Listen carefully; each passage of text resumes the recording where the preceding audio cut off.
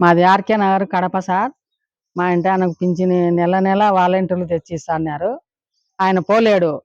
సచివాలయానికి రాండి, చంద్రబాబు నాయుడు వచ్చి వాలంటీర్లను తీసేస్తాము, మీరు సచివాలయానికి పోండి అంటే ముస్లిం ఉత్క పోలేరు సార్. చాలా దూరం ఈ ఎండలకు. అసలు మా ఇంటి ఆయన ఇంట్లోంచి బయటకే పోలేడు. 6 గంటలకే మాకు వాకిలి కొట్టి మేము పండుకొనే తెచ్చి ఇస్తున్నారు వాలంటీర్లు. ఇప్పుడు వాళ్ళని తీసేసి సస్పెండ్ చేస్తాము, మీరు యాడికన్నా తెచ్చుకోండి, మేము వాలంటీర్లను తీసేస్తామంటే అదేం న్యాయం కాదు సార్. మీరు అట్లా చేయకూడదు. వాలంటీర్లు ఏం తప్పు చేసినారు సార్? వాళ్ళు నెల నెల మాకు పింఛన్ తెచ్చిస్తున్నారు.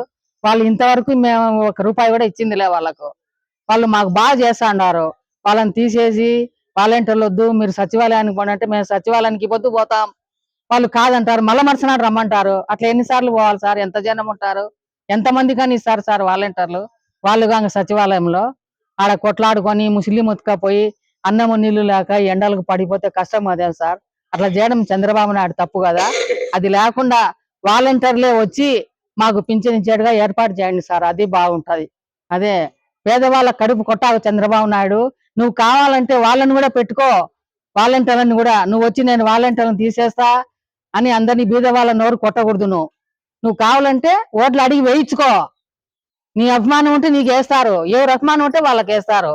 ఇది చేయడం చాలా తప్పు సార్. చంద్రబాబు నాయుడు క్షమించి మాకు అందరికీ మేలు చేసి వాలంటీర్లను వచ్చి మా ఇళ్ళకాడ ఇచ్చేట్టుగా చూడండి.